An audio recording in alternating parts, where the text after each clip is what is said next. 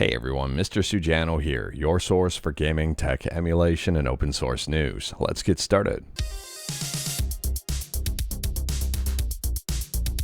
Alright, to kick things off, we're talking about Nintendo 3DS emulation with Azahar, and Azahar just got a brand new update. So at the time of filming, Azahar 2122 release candidate 1 is the latest update. Now this is a pre-release, it's not necessarily a stable update. If things go well, then yeah, this release candidate gets promoted to stable, but if things don't go well, then there may be some tweaks and additional fixes here. The big parts about this release are improved performance and compatibility and bug fixes, and that's across the board for every single platform. Things are also more efficient. They say they've reduced GPU processing time for all applications. They've improved SVC handling time by simulating the passage of time more accurately, and that results in significant performance improvements for several games, including but not limited to Luigi's Mansion 2, Star Fox 64 3D, and The Binding of Isaac Rebirth. If you've been watching my videos, we've talked about this in a previous one. On top of that, they've greatly reduced stuttering in some games. They've improved performance in all applications, and they've greatly improved stuttering in all applications. I'm going to assume they mean greatly reduced stuttering. I don't think improving it would be something to call out. Next up, we're talking about the Nintendo Switch 2. In a previous video, we talked about the Nintendo Switch 2 Joy-Cons being susceptible to joystick drift. And some people here are reporting that they are getting Joy-Con stick drift out of the box. Taking a look at the video though, I don't necessarily think this is Joy-Con drift. I think this is just broken. I mean, taking a closer look at the video here, and it doesn't seem to be drifting, it just seems to be having a tough time recentering. It might be a calibration issue that the stick isn't able to overcome. I don't know here. I mean, this is a console launch and these things happen. I'm not defending Nintendo, but for me, I picked up the original Switch and I had a broken Pro Controller right out of the box. I'm not surprised here to see some defective units. However, it may be an overall design flaw. Now, I wasn't able to see underneath that joystick to see if it was the exact same as this one here. But here's another joystick on the Joy-Con, and take a look at the rubber on the bottom binding, which may prevent things from working correctly. This is not good, and it's been reported on a number of different Joy-Cons. Now, I don't know about you, but I have seen a whole bunch of different reactions to this one online, and reactions are kind of all over the place. Some people are seemingly trying to defend Nintendo for all of their worth, and some people seem to be, in my opinion, a little bit more realistic. I mean, I've seen some responses along the lines of, and I might be exaggerating a little bit here, but not really, but just stuff along the lines of people saying the Switch 2 Joy-Cons are perfect, and the joysticks have no issues, they will never have issues, they're the best joysticks in the history of gaming, there's going to be nothing better, and we should be fortunate that we get to experience such an amazing controller. And then I see more realistic responses like this one here that says, yeah, there's a design flaw. You can take a toothpick and run it around the edge from the part that's flat and just pop it out. I agree it's a flawed design though. Not sure why the Joy-Cons don't have a normal stick like the Pro Controller and every other controller in existence. I've seen a number of people talk about this toothpick method, and this response I really agree with. You shouldn't have to do this on a brand new console. And this person here raises a good point. The toothpick could get under the rubber and then break. Maybe a plastic or rubber stylus would be best. Overall here, it's just some people have said that this is a problem as well on the original Joy-Cons. I don't remember experiencing this one. So let me know your thoughts about this one in the comments below. Did you have this problem on the original Switch, and what do you think about it on the Switch 2? Personally here, I do think it's a design flaw and Nintendo should address it. And speaking about problems that may need to be fixed, next up here we're talking about something that might get fixed sooner rather than later. It's regarding the Switch 2 and routers.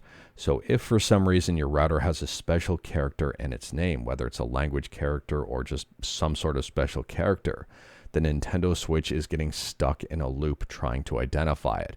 So if you're trying to connect it to a network and searching for routers and it's having a looping issue, well, it's probably because of that router name. If you change that router name to regular characters, it may work.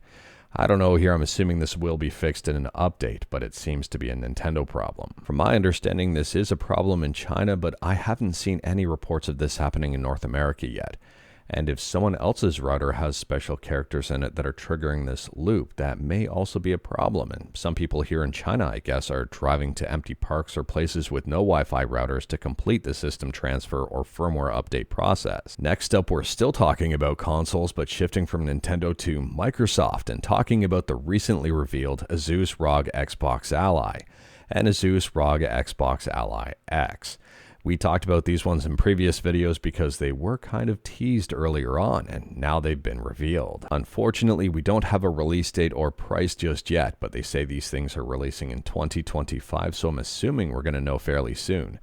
The Xbox Ally has a Z2A processor, and the Xbox Ally X has a Z2 Extreme processor, which has just recently been revealed. They have 16 and 24 gigs of RAM respectively, 512 gigs of storage, and 1 terabyte of storage. The screens on these devices seem to be the exact same, 7-inch FHD 1080p at 120 Hz refresh rate. And the batteries on these, the ROG Xbox Ally will have 60 watt hours and the Ally X will have 80 watt hours. Now there are a bunch of channels out there that have already had a hands-on experience with this new Xbox version of the Asus ROG Ally. But Retro Gamecore got invited to the event, and I'd recommend checking out this video if you're interested in it and wanted to learn more about it. Again, like everything we talk about, links are in the description below right at the bottom. And I think this is a fantastic video from Russ. I really trust Russ's opinion on this thing so far, and well, it's a very interesting device. I'm very interested in the overall direction that Windows is taking here, and I think it's the right direction. I mean, Windows has reportedly paused the development of their own Xbox Handheld. This is not the Xbox Handheld that was rumored to be in development before, at least from what I've read. And they paused that development to focus on the handheld experience for Windows. And I think teaming up with Asus here for the ROG Xbox Ally is the absolute right call while they work on Windows in the background to make it more handheld friendly. Let me know your thoughts about these devices in the comments below. Russ is guessing the prices are going to be around $600 to $1,000 US. And that's not cheap, but at the same time, these are also functional PCs, provided you've got a docking station and pair stuff to it. I mean, I use a Steam Deck as a PC and it works fantastically well. It's starting to show its age a little bit, but at the same time here, it's still a very viable option. And this featuring the new Z2 chips from AMD may be incredibly good. It's worth noting here that the Z2 isn't necessarily new-ish. Well, it is fairly new, but I mean, it was announced back in January and we're already into June. However, the two new announcements here were the AMD Ryzen Z2A and the AMD Ryzen AI Z2 Extreme. And those are brand new announcements. So I'm very curious to see how they stack up and perform overall when compared against the other Z2 chips and all of the other chips in general. And continuing to talk about Xbox stuff, next up we're talking about the rest of their showcase yesterday. So they showed off a lot, some awesome, some arguably a little bit controversial, and this may be one of those things. So anyways, we already kind of knew about this because of the leaks that have happened, but Persona 4 Revival is real and it will be releasing. Now, the controversial part about this is the voice acting bit. I don't know who they're going with voice actors right now, but the original cast has said that they're not going to be a part of this game. And I don't know if they're not going to be a part of this game entirely or maybe just not in the way we thought. Who knows here, but we're going to know more about this one as time goes on. I don't know about you, but I am really excited about this one. Now, I wasn't listening to this with sound, and I saw the pipe there, and I was wondering if there was a Nintendo collaboration with Microsoft, and there's not. It's Super Meat Boy 3D, and I think this game looks absolutely fantastic. I'm a big fan of Super Meat Boy, and Super Meat Boy 3D, I think here looks really, really good, and one I will be picking up. Let me know your thoughts about this one in the comments below. Did you like the trailer for Super Meat Boy 3D? Do you like the look of it? Do you like the change in direction here going from 2D to 3D? They showed off Gears of War Reloaded. Final Fantasy 16 Shadow dropped on Xbox Game Pass. There's a teaser here for Call of Duty Black Ops 7 and even more. There's a brand new fighting game, Invincible versus a 3v3 fighter, which is an addition to a 4v4 fighter that we saw the other day, a Marvel fighter. Maybe this is the revival of team-based fighting games for 2025. If you are interested in any of this stuff, though, I would recommend checking out Xbox's YouTube page because they've got every single trailer here separated, so you don't have to go through the entire showcase to try to find what you're looking for. Everything is nicely separated here and labeled, and I think this is nice. A lot of YouTube channels do this, but I mean, at the same time here, it's a very good way to get a great recap without really having to go through the entire thing if you didn't want to. Now, a lot of these games are not Xbox exclusives, and we'll talk about that in just a second here, but The Outer Worlds 2 was one of the games that was showcased. And this one was a little bit controversial, not because of the game itself, but because of the price. This one is priced at $80 US. It seems that game prices are going up, and this is breaking that barrier. It's going to be over $100 with DLC. The game releases on October 29th in Canada here with the DLC or the premium edition. It's $130. I think in the States it's at a cool even $100, but then if you've got tax, it pushes it over that limit. I think we're going to start seeing this a lot more with game prices, and this is just another sign of things going up in price. And speaking about controversial stuff, next up we're talking about Hollow Knight Silksong. And there was some gameplay showcased during Xbox's event yesterday, and they said that this game will release this year. So there you have it. We've got a release date, a release window rather, for Hollow Knight Silksong. And this one has been a long time coming, and I'm hoping the game is going to meet expectations. I think with all of these delays and the lack of clarity surrounding the game, expectations are pretty high, well, especially considering Hollow Knight is so good.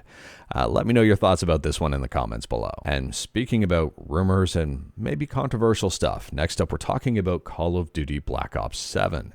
Now, Call of Duty Black Ops 7 has not been announced for the Nintendo Switch 2. However, rumors are starting to circle here that Microsoft and Nintendo are in the works to get this game on the console. We're going to have to wait and see on this one, but this would be huge for the Switch 2. At this point in time, it has not been officially announced, nor officially confirmed that they're working on getting it on the Switch 2, just rumors. But speaking about official announcements, next up we're talking about GOG, and if you use GOG and you like to mod, you're going to love this announcement.